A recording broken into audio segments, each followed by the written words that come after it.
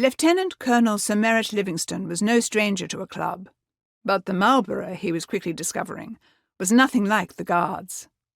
Here, the uniform was a suit or tuxedo. Here, the gentlemen were more the sort to be planning their next hunt, rather than reminiscing about their last tour of duty. Here, everyone cared more about who Merritt's uncle was than his most recent promotion. Just as well on that score. They may have called it a promotion when they shoved him into a desk, but they all knew it was more a nod to his health over the last 6 months.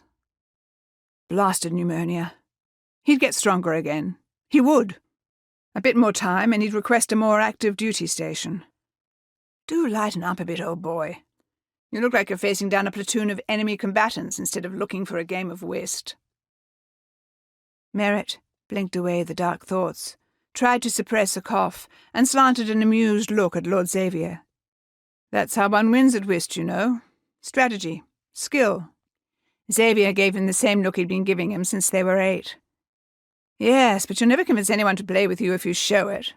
Have I taught you nothing? He had to laugh, even if it turned into that cough he'd pushed down a moment before.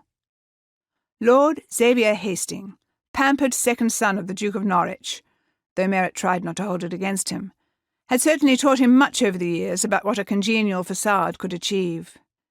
But it came about as naturally to him as flying to an elephant.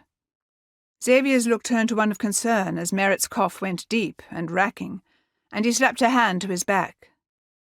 Maybe we shouldn't have come out tonight. You're clearly... Fine. Yes, the word came out choked and raspy as he clamped down on the urge to cough anew.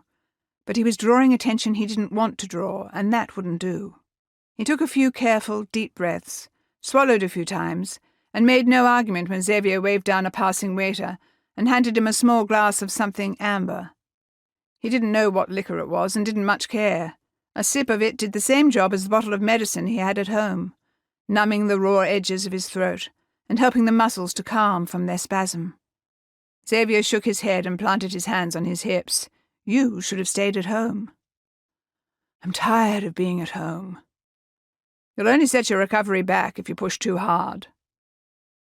Merritt took another small sip of the drink. Cognac, perhaps?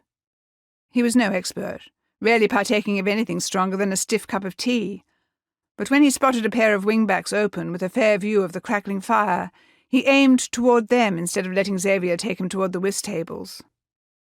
Much as I appreciate the many visits you've paid me, X, I'd have gone mad if I had to spend one more evening staring at my own walls.